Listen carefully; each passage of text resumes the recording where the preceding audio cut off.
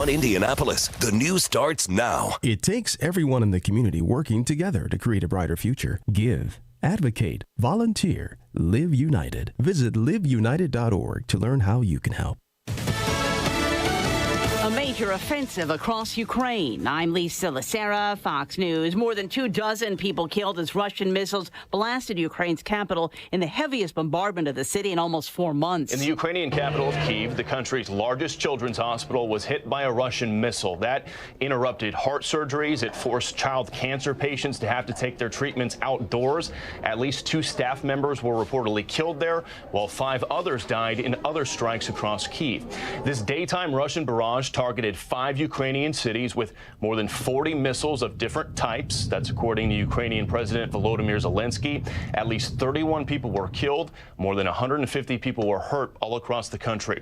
Russia claims they did not target the children's hospital and that all of their targets were military infrastructure. Fox's Bill Malugin, the State Department accusing Russia of targeting civilians. These are sites that serve no military purpose. They're not sheltering Ukrainian military assets. They're not sheltering members of the Ukrainian military. These are civilian infrastructure, pure and simple. State Department spokesman Matthew Miller, White House Press Secretary Karine Jean-Pierre fending off more questions about President Biden's fitness for a second term. She says President Biden has had 3 neurological exams since taking office. The neurologists have said it is not warranted. The president himself, he said it today, he said it multiple times, and the doctor has said this. And she says the president is not being treated for Parkinson's disease after a New York Times report indicated a Parkinson's doctor has visited the White House several times over the past year. Jean-Pierre says thousands of military personnel get medical treatment at the White House. Texas officials say restoring electricity will take days after Beryl came ashore as a Category 1 hurricane and knocked 93 WIBC Mobile News. On the level, on the go. Why you'll probably get some rain. I'm Harrison Silcox. Here's what's trending this hour. You might get some severe weather, all thanks to Hurricane Beryl, which showed up in Texas Monday morning. Areas south of I-70 Tuesday afternoon and evening could get quick spin up of a tornado and a damaging wind gust potential. Wish TV meteorologist Marcus Bailey says you could see rainfall rates 1/2 inch to 1 inch per hour starting Tuesday. Rain likely to continue Wednesday. You need just under 37,000 verified signatures if you want to be on Indiana's presidential ballot.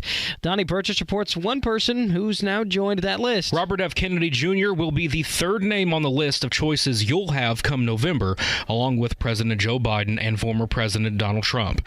RFK Jr. gained enough verified signatures over the weekend, reports Indy Politics. The same can't be said for Jill Stein of the Green Party. She's still behind, but has until next Monday at noon to meet the requirements for Indiana's ballot. Donnie Burgess, 93 WIBC Mobile News. More than 200,000 jobs were created last month across the country, but Gary Dick with Inside Indiana Business says things aren't easy for every employer. Yeah, I think it is still a challenge to hire. And you mentioned those national jobs numbers.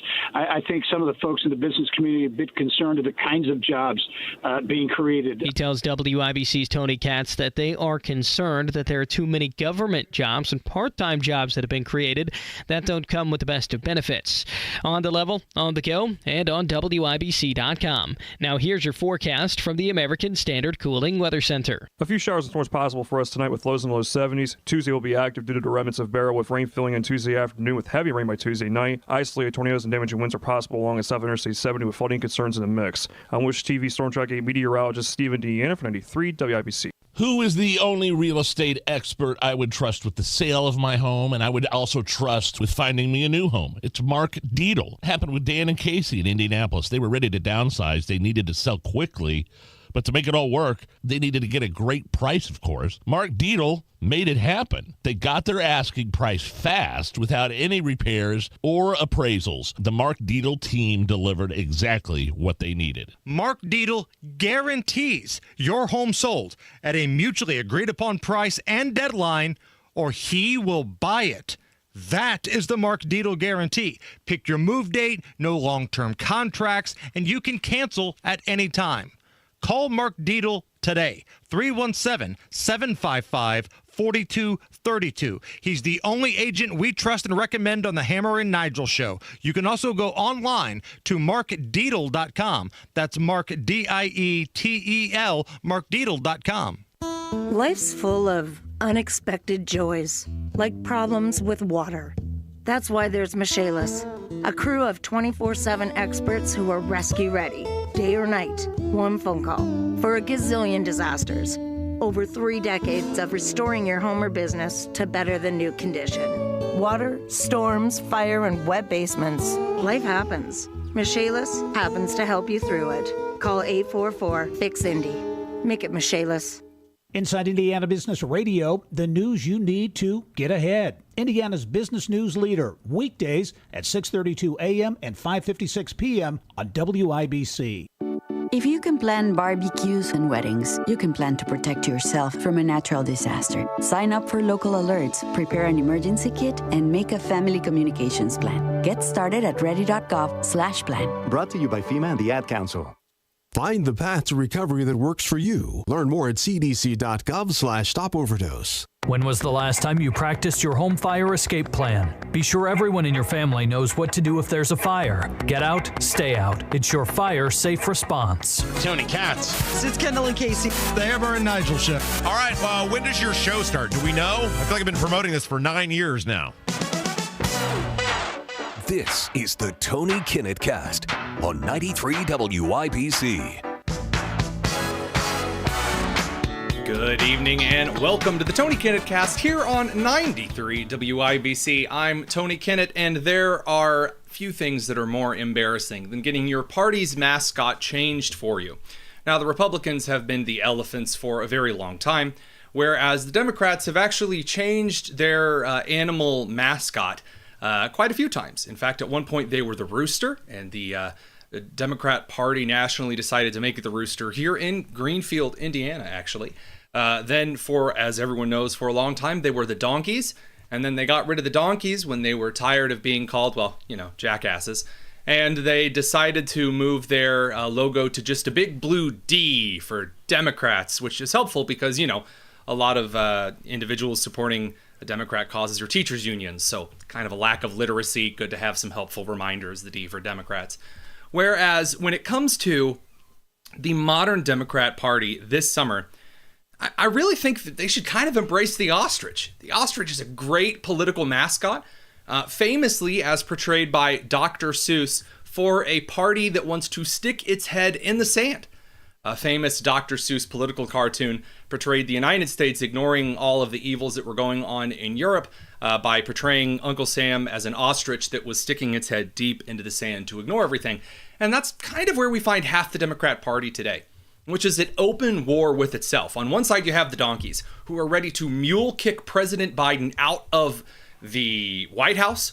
They're ready to bull kick him right out of the DNC's nominee for the presidency, and they're ready to kick him right out of the media because he is the albatross that is hanging around their necks. And I don't care whether you're a donkey or you're an ostrich. Nobody wants to be an albatross. And that's the rough place that the Democrats find themselves in because it's just getting worse. There's actually a scene that comes to mind. If you've ever seen the Extremely Goofy movie, which if you haven't, it's a good movie. I'd recommend it. We were watching it with our kids this last weekend, and there's a moment when the ESPN sports announcer who's covering the X Games, something catches on fire and he says, "Folks, it's getting bad and it's not going to get any better." That pretty much portrays the Biden administration perfectly. Let me explain. According to the New York Times, yes, a report from the New York Times, this is by Emily Baumgardner and Peter Baker.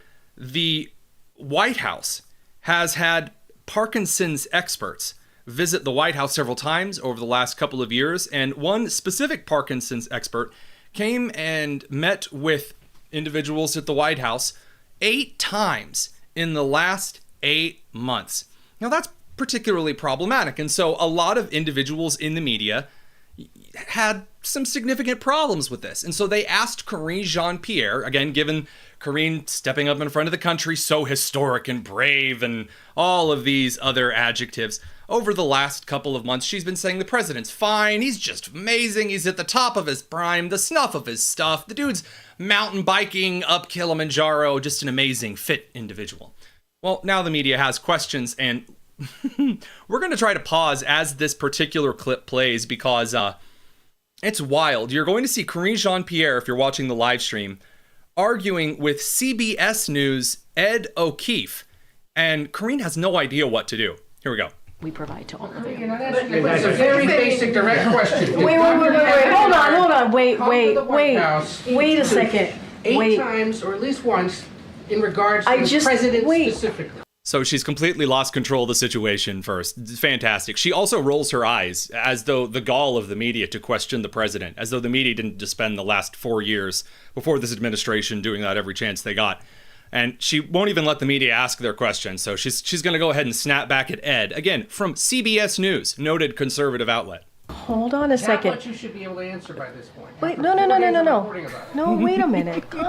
Ed, please. A little respect here, please. Oh, see, I love this. I'm allowed to tell you to calm down, but if you tell me to calm down, then that's sexist and racist and some kind of an ancient trope. But anyway, Karine's going to lay it down how it works here, folks. So every year, around the president's physical examination, she has no idea what she's saying. Neurologist. That's 3 times, right? So I am telling you that he has seen a neurologist 3 times while he has been in this presidency. That's what I'm saying.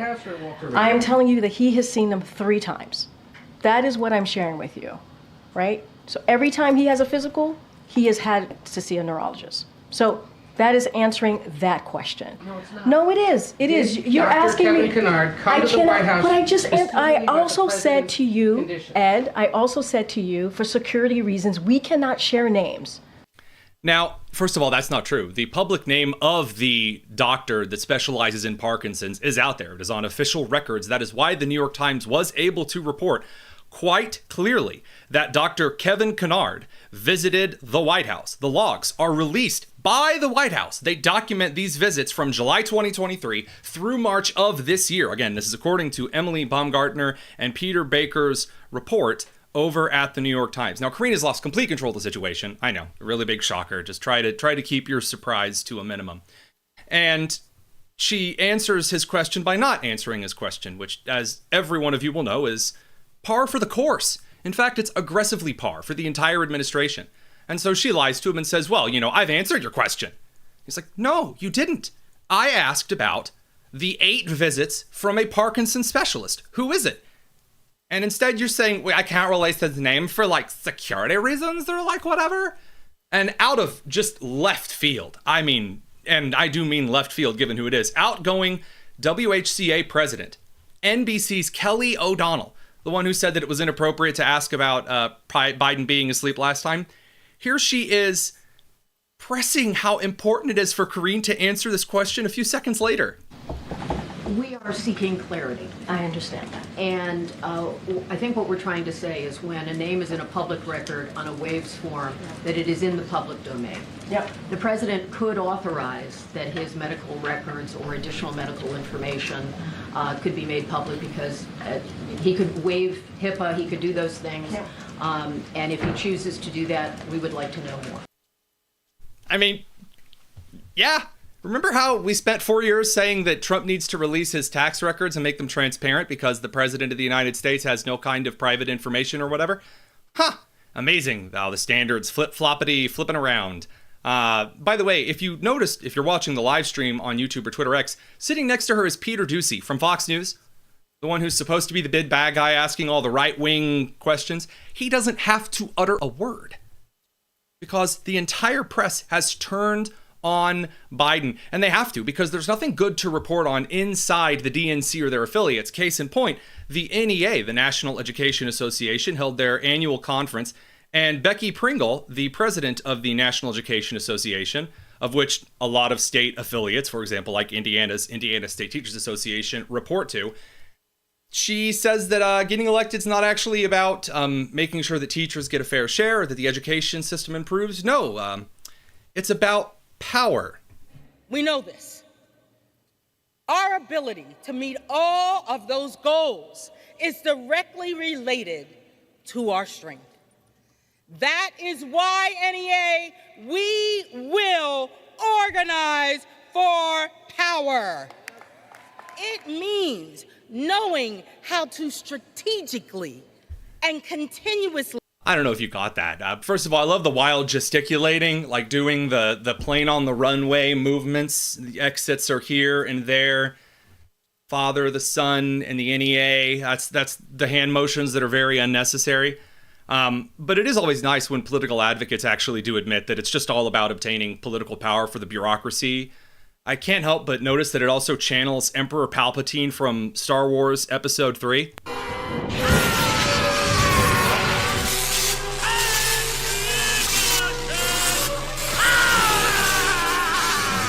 So that's particularly delightful. I also can't help but notice that her doing all of the hand motions reminds me very specifically of the Village People. So again, if you're watching the live stream.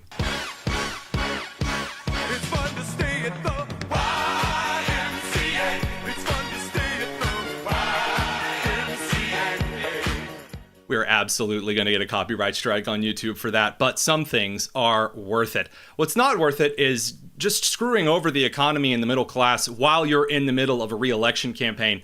President Biden announced today, that's not true. President Biden's social media intern announced today, while Biden was probably taking a nap, given that this was at 1:30 p.m. Eastern, quote, "My administration has proposed to cancel student debt for borrowers who still owe student loans, even though they started repaying them more than 2 decades ago. It's time you got out from under that strain and stress." You know, I know a lot of Americans who have a bit of an issue with paying their mortgages over a couple decades, or God forbid, a car over a decade at least that they're paying off for nigh on eternity. They bought a maybe really bad car deal. It's your choice to do that. And unfortunately, that means that if you cancel that debt, the money has to come from somewhere. Biden still doesn't have any kind of an answer for that. And we're going to be talking to Daniel DiMartino just a little bit more about that mess in just a little bit. Up next, however, we're going to talk about the approaching Republican National Convention and what goodness is going to come out of it. What horrible things are going to come out? Well, we're going to find out. It's the Tony Kinnett Cast on 93 WIBC. Tony Katz. This is a Bluetooth banana phone, Matt Bear. Cord not necessary because it's the year 2024. Fantastic. You no longer need 2 cans and a string. It connects to your phone via Bluetooth, and that is how it works. And it doesn't come in a bushel. Bananas do not come in a bushel. They do come in a bunch. No one ever bought a bushel of bananas. And nobody ever grew a banana tree. It doesn't mean it doesn't happen. We went down a hole, ladies and gentlemen. Yeah. Tony Katz, mornings 6 to 9 on 93 WIBC and WIBC.com. Hey, this is Lisa Stofan. Heard the Mark Patrick weight loss hypnosis hype? Well, I attended because my father stopped smoking with hypnosis. Hypnosis eliminated my desire for soda and fast food, made me want to exercise, and I lost 60 pounds in 6 months. My energy level exploded. I went to another session to deal with some other problem foods, and I lost another 10 pounds. In fact, I brought my husband, and he lost weight, and his cholesterol and blood pressure improved. My friend lost 20 pounds her first 2 months. What are you waiting for? Join Mark Patrick seminars and lose the weight or stop smoking guaranteed. Early bird special only $49.99. Hypnosis to destroy unwanted cravings, late night eating binges, boredom eating, stress eating. Seminars Thursday, July 25th at the Holiday Inn Indianapolis Airport. Weight loss seminar 5:30, stop smoking seminar 8 p.m. And Saturday, July 27th at the Holiday Inn Express and Suites in Noblesville. Weight loss seminar 11 a.m., stop smoking seminar 2 p.m. Register at markpatrickseminars.com. Tony Katz here for Premier Arms in Brownsburg, Central Indiana's premier arms dealer. They have over 1,200 firearms in stock, the largest selection of used firearms in the area, from pre-Civil War to modern guns. Premier Arms has always put their customers ahead of their profits. They always have ammunition available when a customer buys a firearm. Everyone can find what they're looking for at Premier Arms in Brownsburg, 3754 South Green Street. Find them online at premierarms.com. Premierarms.com. Tell them Tony Katz sent you. Oh no, stomach issues again? Stomach issues? Who are you? Your pancreas. I could be the real reason for your diarrhea, gas, bloating, stomach pain, or loose oily stools. I thought it was my stomach. People often do, but any of these symptoms could mean having a condition called exocrine pancreatic insufficiency, or EPI. With EPI, the pancreas doesn't release enough enzymes to break down food, but EPI is manageable. Use the symptom checker on identifyepi.com and speak with your doctor. That's identifyepi.com. Sponsored by AbbVie. As a caring adult of a 7th or 8th grader, you may see their college plans as a distant process, but in reality, it'll be here in no time. Think about it. Your child could be heading to college by the time you pay off your next car. There's a good reason for middle schoolers and you to start planning their path to college today. This message is brought to you by the Indiana Youth Institute. Indiana's 21st Century Scholarship provides eligible students with up to 4 years of paid college tuition. So here's what you need to know. It is key that we make sure every eligible child is enrolled in the program. Requirements vary dependent upon age, and early sign-up is available for 7th grade students.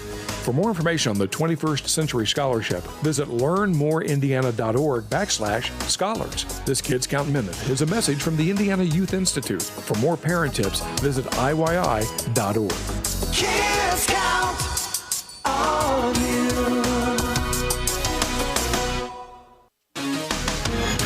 We see it every day online, tragedy of some sort, and our kids see it too. This message is brought to you by the Indiana Youth Institute. Now more than ever, our youth need our support, even if they don't experience an event firsthand. Talking about what is going on can help them understand and feel safe. When talking to our youth about tragedy, use gentle words, offer comfort, and encourage them to share their worries. And remember, our youth could be experiencing fear, shock, anger, anxiety, and grief. These reactions are all normal, and their age will likely affect how they handle the stress. Be patient with support as your child grieves. However, if the child continues to display strong reaction for more than 2 to 4 weeks, they might need more help coping. This Kids Count Minute is a message from the Indiana Youth Institute. For more parent tips, go to IYI.org/kids. Kids count on you. We may be thousands of miles apart, but we can still connect. And when we do, we make things better. At Child Fund, we connect children all around the world with what they need to grow up healthy, educated, and safe. Together, we co-create connections that help millions of children who live in poverty worldwide, and their families, and their communities, and you. Join us. Together, we can make the world a better place. 2 small worlds at a time. Visit childfund.org to learn more.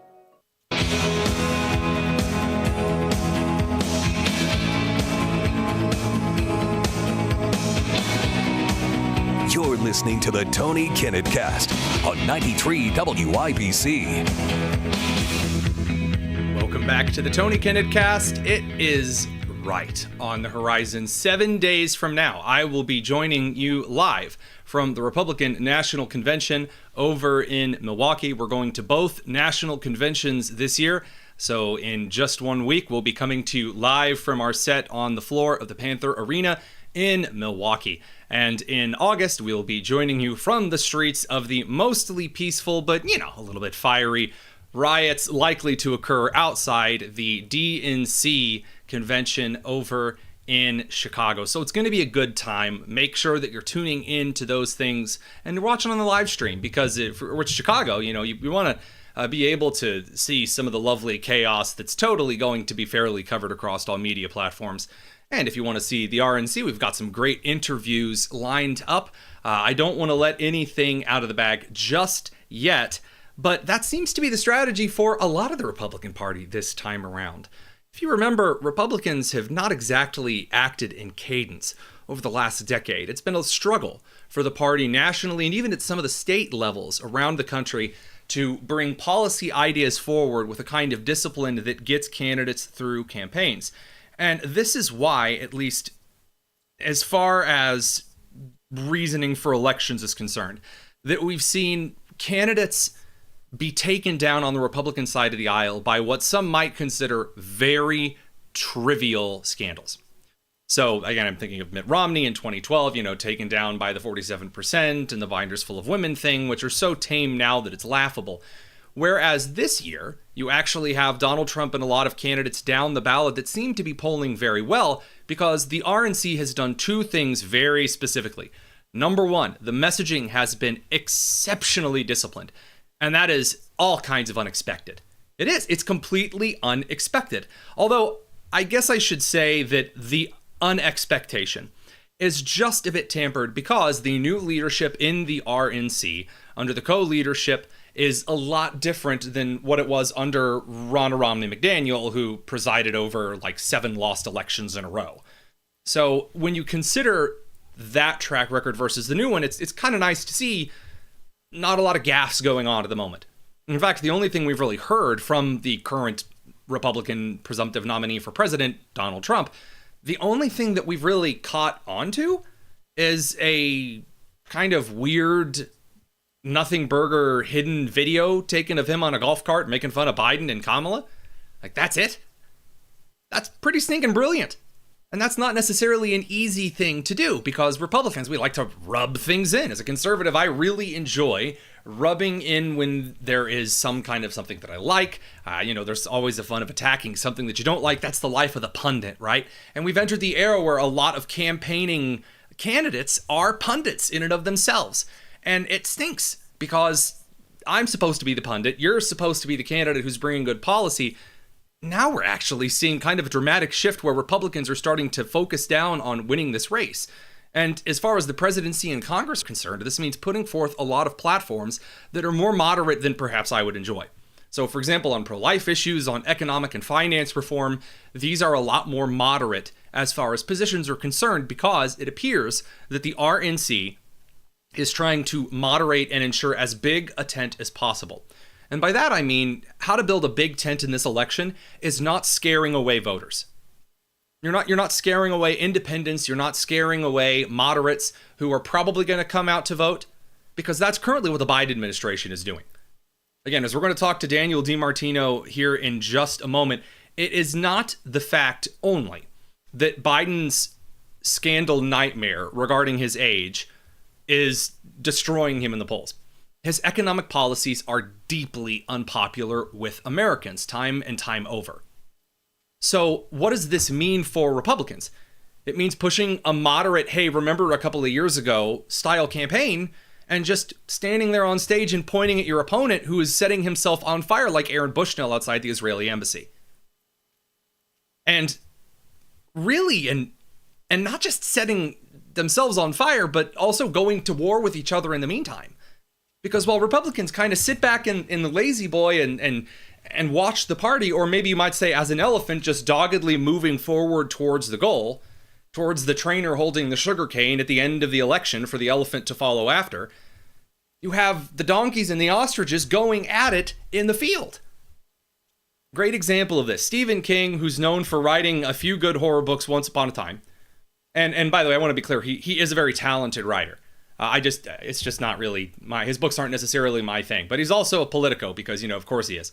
So normally where he's lambasting Trump, he made a post very recently in which he said, quote, Joe Biden has been a fine president, but it's time for him, in the interests of the America he so clearly loves, to announce that he will not run for re-election. And the left, at least half of the left, agreed and is kind of starting to say, yeah, maybe we should get someone with a pulse to run for election.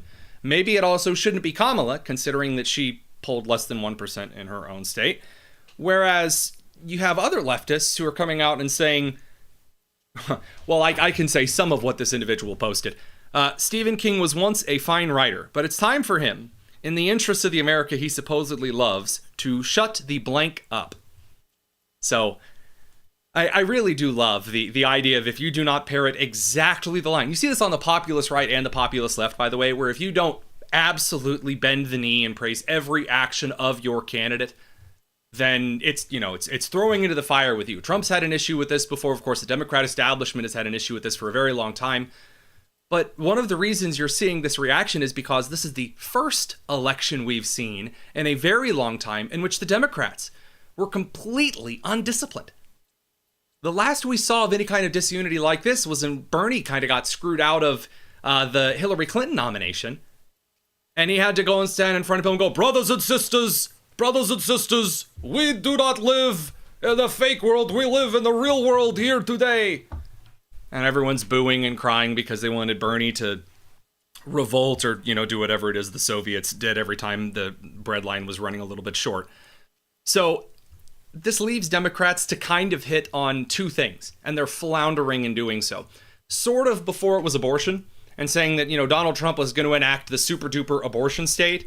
And then Trump got up in front of the country and said, yeah, I'll leave the abortion pill legal. I think it's a state's issue. The Supreme Court's already ruled on it. That was the most direct answer, by the way, for the evening that he gave Dana Bash, which is, really just apropos. In fact, it's very, very sweet and fitting, very dolce et decorum est. So what does it mean for the Democrat kind of idealistic campaign now? Well, it's going after a kind of policy menu and suggestion for regulatory reform called Project 2025 by the Heritage Foundation, and making that just the super duper devil boogeyman. Ooh, conservatives suggesting conservative policy. Ooh. And then Trump came out over the weekend and said, no, I don't own Project 2025. That's just a conservative menu of policy and people. And now the left again has nothing. So on one side, you have the Republicans moving very steadily towards November. Completely out of character, by the way. And the Democrats, also completely out of character, who are so busy throwing mud and feces at each other. Actual fight, like if you can picture in your mind a donkey and an ostrich in a boxing ring. That's pretty much what it's like. One side trying to stick their head in the sand and just stick with Joe Biden, and the other side realizing that's going to lose the election. Well, up next, we're going to talk about one of these key factors, and that is the strange messaging on the economy with Daniel DiMartino. Stick around. It's the Tony Kinnett Cast on 93 WIBC. If you can't get a good night's sleep, let me ask you, are you breathing well? Because if you're snoring or waking up each night with a stuffed up nose, or frustrated with your CPAP mask, the root of your sleep problem lies in your breathing triangle. And if any one of those passages isn't working, you won't sleep well. And there's no mattress, pill, or other gimmick that can fix that. I'm Dr. Madan Kandula. A recipe for a good night's sleep starts with an open airway. Now, there are devices that can help solve snoring or sleep apnea problems. If you walk into a sleep center, know you'll walk out with a CPAP. And you might find other options elsewhere. But the simple truth is, if your nose doesn't work properly, no device will help. Only at Advent will you find every effective snoring and sleep apnea solution, along with a world-class team that can get your nose working properly again. Go to adventknows.com to schedule your appointment, because Advent knows when you breathe well, you live better. Expand your backyard living space with an Indie decorative concrete patio. Did you know that on average, our patios are less expensive than a wood deck? With a longer life, less maintenance, more color options, and more texture and pattern selections. We can even stamp your patio to look like wood. You can get a much larger and longer-lasting entertainment space for your investment. Indie Decorative Concrete, the patio experts, changing the way Indie thinks about concrete. Guys, it's summer. Time to do more outdoors. Feel out of energy, lacking motivation and mental focus? It could be low testosterone. Low T affects millions of men and happens naturally. The solution? Testosterone replacement therapy at Low T Center. Take control of your health. It starts with a quick test with quick results. Now, Low T Center is offering a free initial test. Over 30, schedule that visit at a Low T Center right now. LowTCenter.com. Offer till July 31st. LowTCenter.com. Terms and conditions apply. This is the story of the one. As a maintenance engineer, he hears things differently. To the untrained ear, everything on his shop floor might sound fine, but he can hear gears grinding or a belt slipping. So he steps in to fix the problem at hand before it gets out of hand. And he knows Grainger's got the right product he needs to get the job done, which is music to his ears. Call, click Grainger.com, or just stop by. Grainger, for the ones who get it done. Oh no, stomach issues again? Stomach issues? Who are you? Your pancreas. I could be the real reason for your diarrhea, gas, bloating, stomach pain, or loose oily stools. I thought it was my stomach. People often do, but any of these symptoms could mean having a condition called exocrine pancreatic insufficiency, or EPI. With EPI, the pancreas doesn't release enough enzymes to break down food, but EPI is manageable. Use the symptom checker on identifyepi.com and speak with your doctor. That's identifyepi.com. Sponsored by AbbVie. B-Window is celebrating our independence with $400 off per window, $250 off per patio and entry door, plus 12 months same as cash. Go to bwindow.com for more.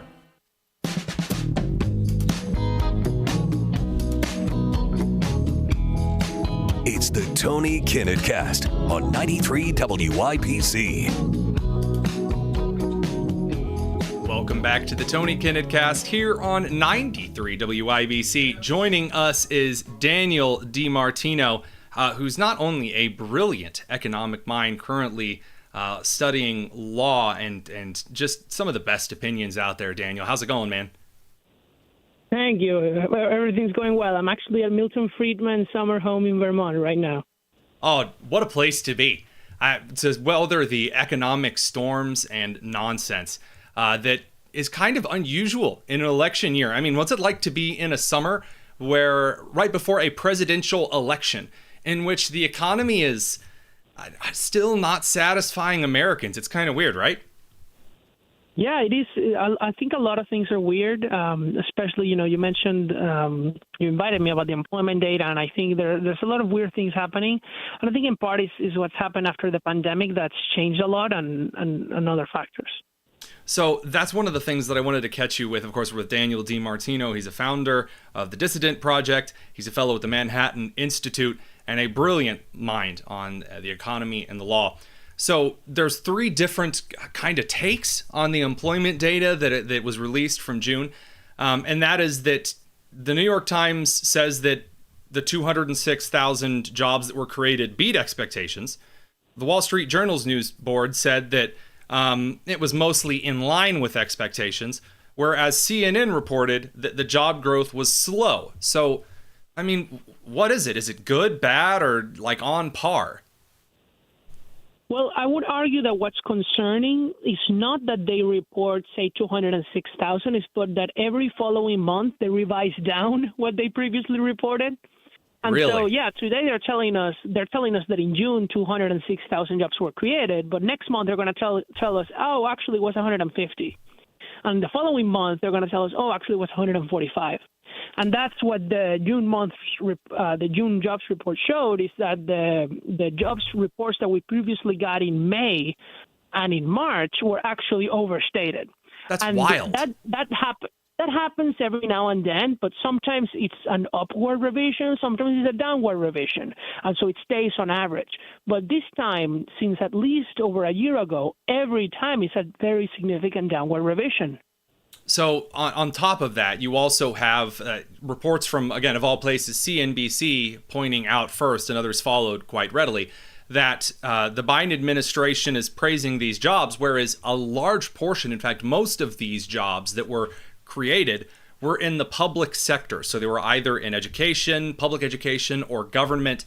Should that be concerning, or are Americans concerned about more public sector jobs being created than private sector? Well, I would argue that, yeah, we don't need more government workers, but at least on the good side, we still haven't recovered the government jobs we lost during the pandemic. So we're actually just coming back to trend with government jobs. I wish we just didn't come back to trend because I don't want a bigger government. But the concerning part is what you mentioned, that a large share of these jobs are government jobs. Therefore, the number of private sector jobs that are being created is actually falling, and falling very fast, which means the economy is slowing down, which is exactly what you would expect given what the Fed has done with interest rates, right? Which I think in part the Fed is mistaken. I don't think that the situation economically is as good as they think. No. And so that's why I think they have actually delayed their rate cuts too much. And you see it because, yeah, sure, we're creating 200,000 jobs, but if those jobs are in the government sector and we eventually get back to trending a year from now, there are going to be no private job creation very soon. And that means the economy is going to be in recession.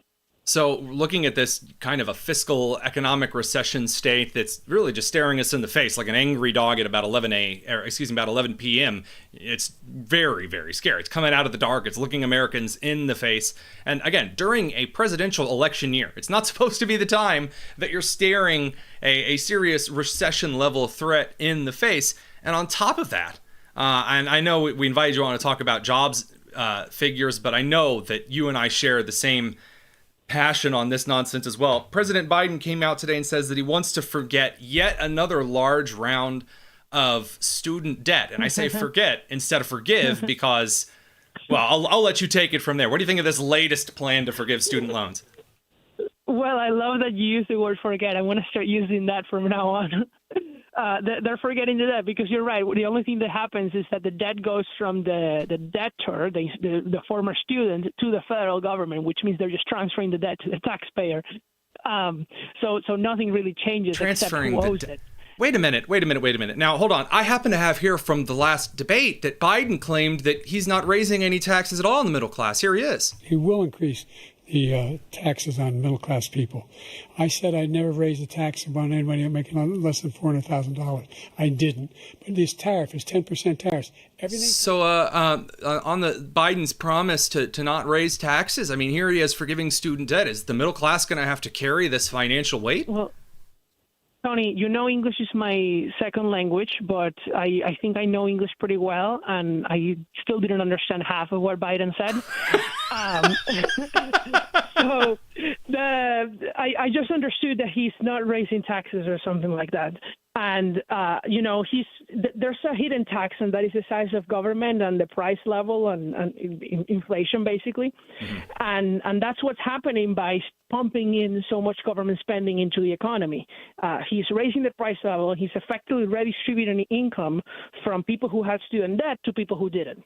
Right. And that's a problem because that's actually redistributing income from physicians and lawyers to, away from, say, construction workers, stay-at-home moms to physicians and lawyers. So it's from the poor to the rich, the reverse Robin Hood. But beyond this, the other issue with what's happening in the economy and the jobs report and what Biden is doing is we're creating, say, 200,000 jobs a month, which used to be a good number. But because of the border crisis, the jobs data is not well updated. Because what they would usually do to tell you what's the share of people who have a job or what's the unemployment rate, they would need to know the population. Right. And because the population is changing so fast because of the border crisis, they actually have not been able to keep up or have good data about it. And so we don't really know whether unemployment is rising faster because of the border crisis, because there's just more immigrants looking for jobs. And that's fine, that should, if we had good data, we would know, but we don't have good data. So you're saying that when Alejandro Mayorkas, the Secretary of Homeland Security, gets in front of Congress and is asked directly, how many people have crossed the border? And then he dodges the question a bunch. And then finally he says, I don't know, that it turns out that when we rely on knowing how many people are in the country, I'm not just talking about citizens. And I say people in gross, when we don't know that number, we can't calculate these statistics and figures correctly. It's like trying to bake a cake and not knowing how much of some ingredients you need in order to do it. Exactly. And so the denominator of the population is changing faster than it used to be, 3 years ago. And as a consequence, the employment numbers are going to be biased temporarily. If the border crisis were to end, even though there's a lot of people that we don't know how many, because the population isn't changing, it's okay because it's a directional issue, not necessarily of how many people there are, but how fast it changes. And so that's a problem. There's also the other issue, which is what types of jobs are being created. It's not just about government; it's about part-time versus full-time. Right. Most of the jobs are being created are part-time, and that's okay because actually more part-time jobs were destroyed during the pandemic than full-time, so they're recovering. But we shouldn't pretend that we are suddenly at the best employment situation there is. We are not.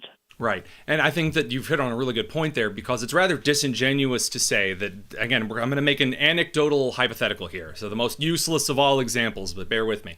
If we have an individual who lost their full-time job during COVID for whatever reason, and that since then they have only been able to find part-time work, it does not matter that it is reported every time they get a part-time job, it's added as one more job created, because that individual still may not be at the economic level because of all of these part-time jobs and the level of security that they had when they were employed full-time before COVID. So although the gross numbers, the numbers on the chart may look better because, wow, 6 jobs, look at 6 jobs for this one individual. If those are 6 part-time jobs, then the number is in itself inflated and far more worthless because we're including, again, these part-time situations, whereas there may have been people who used to be employed full-time. No, the good news is there's a measure that we have to measure not just the unemployment, but it's called the U6. We usually, when we talk about, unemployment is 4.1%, that's the U3 measure.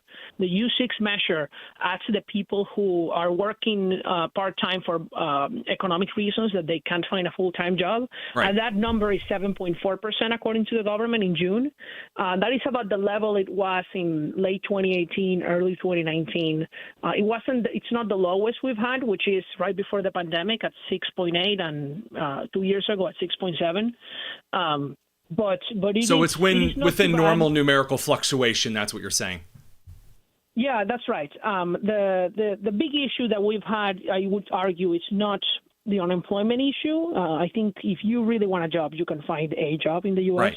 Right. I think the issue is about earnings and real earnings adjusted for inflation. I think that Americans, after adjusting for inflation, are not making more than they did before the COVID-19 pandemic. The people who are making a little more, even that's not in line with the growth that they were previously experiencing in real terms, and that means the country is getting poorer. Right. Daniel DiMartino, thank you very much, by the way, for clarifying that. I like to, whenever we're looking at a point, I like to have the exact frame of reference and the analysis that's spot on. It makes it a lot easier to argue points when you actually know the factors that are involved. Daniel DiMartino, he's currently studying for his PhD in economics over at Columbia. Then, of course, he's founder of the Dissident Project, fellow with the Manhattan Institute. You can follow him over on X at Daniel DiMartino. Daniel, thanks for coming on, man. Thank you, Tony. We'll be back in just a second. This is the Tony Kinnett Cast here on 93 WIBC. 1 in 6 seniors faces the threat of hunger, and millions more live in isolation. Drop off a hot meal and say a quick hello. Volunteer for Meals on Wheels by donating your lunch break at americaletsdolunch.org. This message brought to you by Meals on Wheels America and the Ad Council. Okay, I'm ready to record my jewelry store's new radio spot. I got a great script that really goes after Diamonds Direct and how they're nothing special and how we can match their price. Great stuff. Oh, great. We have this new technology that bleeps out any false claims, so it saves us time with editing. So you can start anytime. Okay, here goes. When you visit our jewelry store, we'll guarantee direct. Our diamonds come straight. We have cutters and... Hey, what the... The hard truth is that other jewelry stores simply can't do what Diamonds Direct can. Diamonds Direct has special relationship with De Beers, international connections, and virtually unlimited buying power. The result is true direct importer pricing, exceptional quality, and up to 30 times the diamond selection you find at other stores. I can't believe this thing won't let me say... Diamonds Direct. Your love, our passion. Get more truth at DiamondsDirect.com. Official jeweler of the Indianapolis Colts. Lanny went to college and racked up huge debt. A little bit over $100,000. For a degree he couldn't use? Now what? I had a friend that went to my computer career and they talked to me about it. He was done in just months. I did do it online. They even helped him get hired immediately after graduation. One of the things I love about IT is that you can work from anywhere you want. You could become an IT pro in just months with zero experience at My Computer Career. It worked for me and I know it can work for you. It's not rocket science. It's mycomputercareer.edu. First Financial Bank. Get 4.6% APY on money market accounts and high rates on CDs. Stop into your local First Financial Bank to start growing your money today. What are you waiting for? It's easy. Take advantage of our great rates. APY equals annual percentage yield. $25,000 minimum deposit required for money market. Terms and conditions apply. Member FDIC. Visit bankatfirst.com for details. First!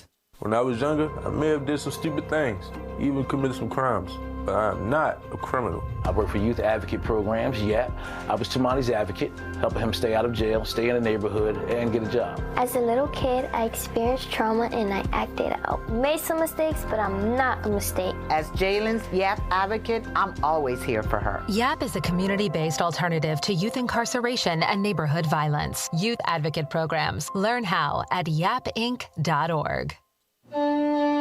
You let him try violin because you love him. And if you love him that much, love him enough to make sure he's buckled up and in the back seat. Find out more at nhtsa.gov/the right seat.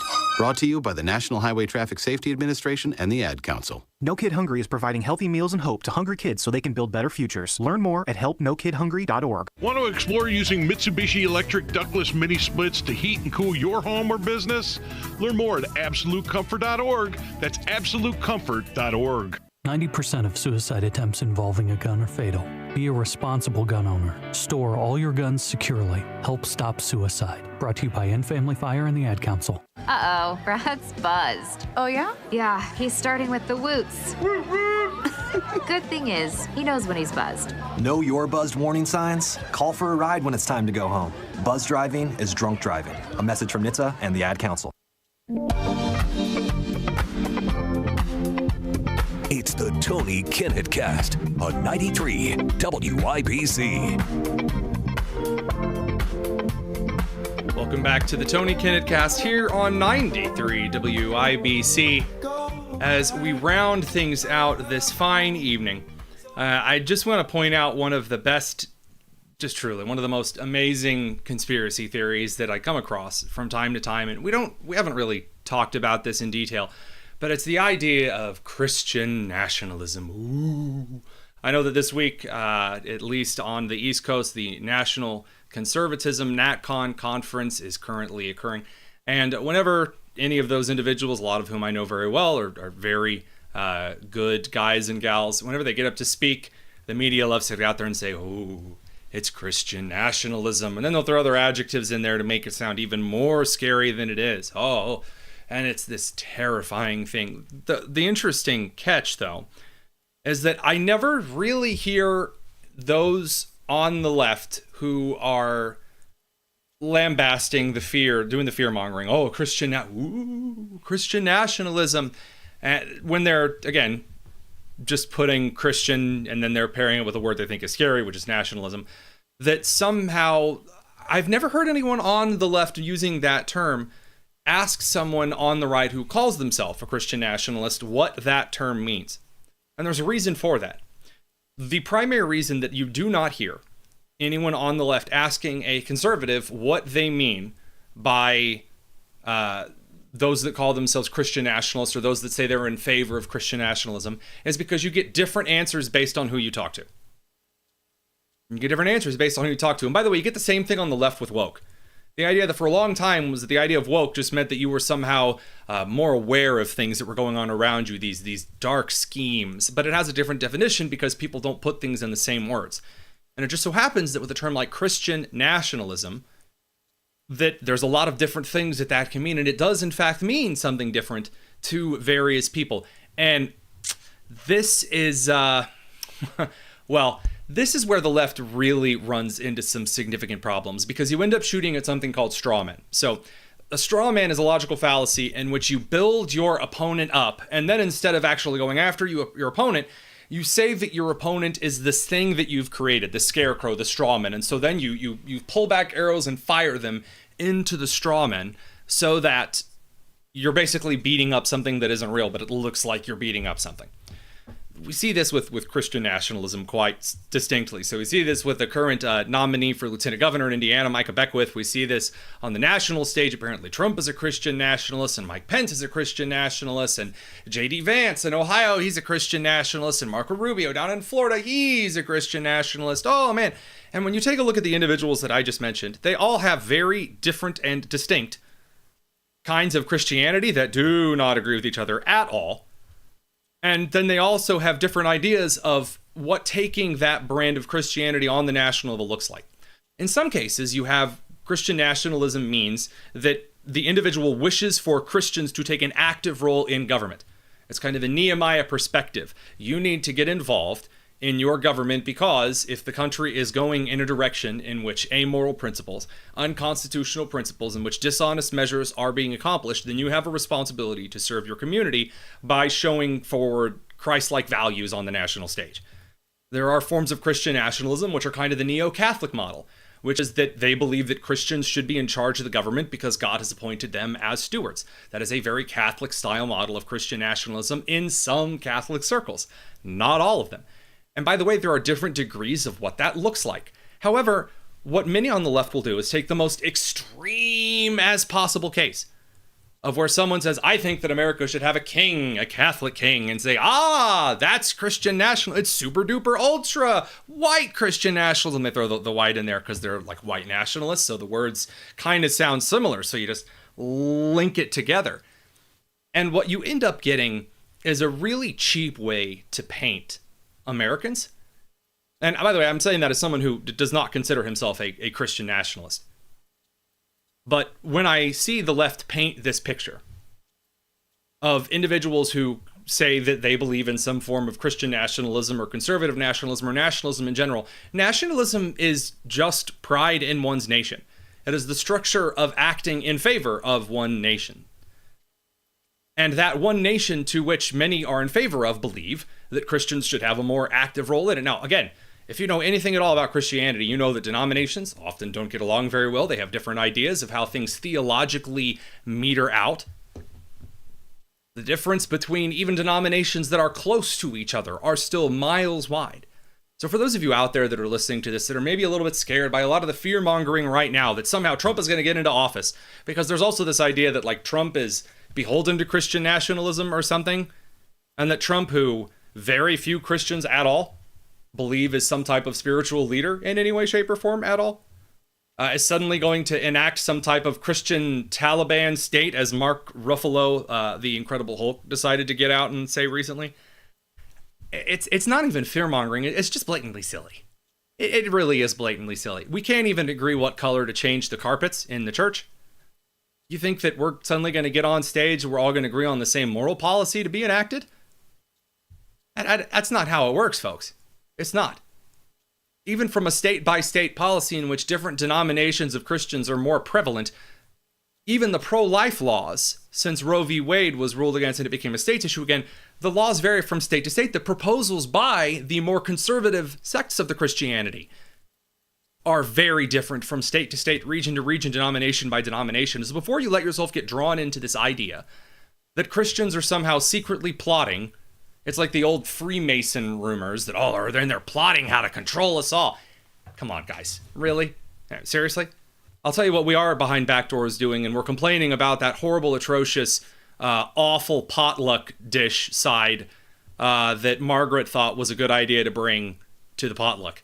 And I'm pretty sure there's no one at our church named Margaret, otherwise I really risk offending somebody, because potluck dishes, at least to an evangelical Baptist, those are no small thing. That we'll fight about. What I think that someone's going to enact on a religion. Oh, we're going to put Bible in all the schools, that we're going to require kids to be Christians. No.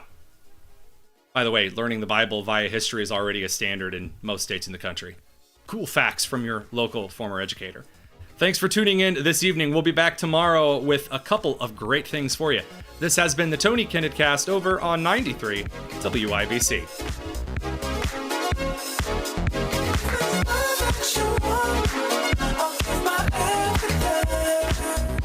Garage door problems? Call today for service today. Garage Doors of Indianapolis services all makes of garage doors 20